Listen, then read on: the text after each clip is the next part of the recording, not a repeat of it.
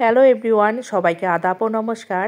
আজকে জয়িতার মম চ্যানেল থেকে একটি ডেলিশিয়াস রেসিপি শেয়ার করতে যাচ্ছি। আর এই ডেলিশিয়াস রেসিপিটা হচ্ছে রসমালাই।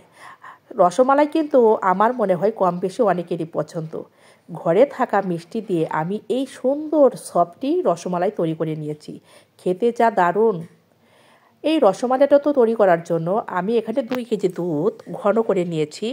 এই দুধটা আমার একদম ঘন হয়ে সর পড়ে গেছে, দেখতেই তো পাচ্ছেন। আমি দুধটা এভাবে চুলায় জাল দিয়ে নিয়ে ঘন করে নিলাম।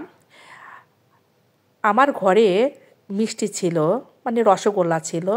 আপনাদের ঘরেও যদি এরকম মিষ্টি বা রসগোল্লা থাকে, সেগুলো দিয়েই আপনি এরকম রসমালাই করে নিতে পারবেন।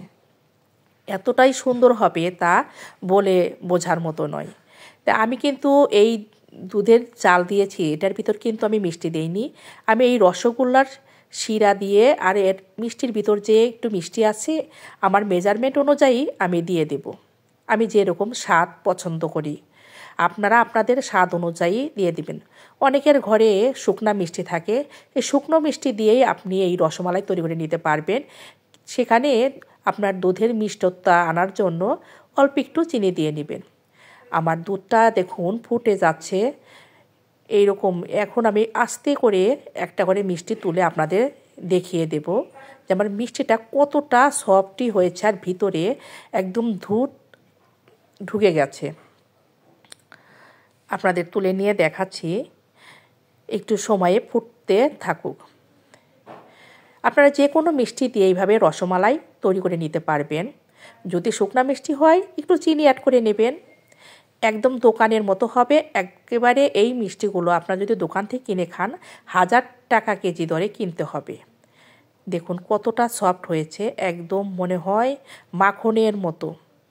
আমার হাত দিয়ে ধরলে এটা ভেঙেই যাবে, এরকম একটা অবস্থা হয়েছে।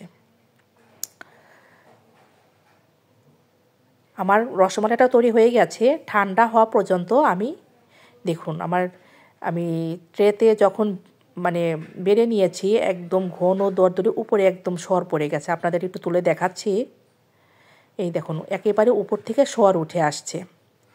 এটাই হচ্ছে মালাই। আমি এখন আপনাদের দেখাবো যে আমার রসমালাইটা কতটা সফটি হয়েছে।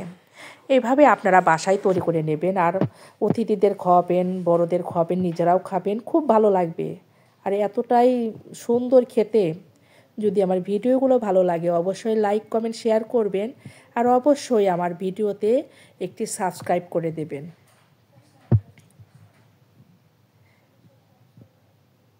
দেখুন কতটা সফটি, একদম রসালো। মুখে দেওয়ার পর কী অনুভূতি হবে বলুন তো বন্ধুরা,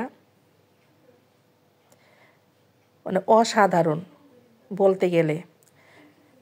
ধন্যবাদ বন্ধুরা ভিডিওটা দেখার জন্য।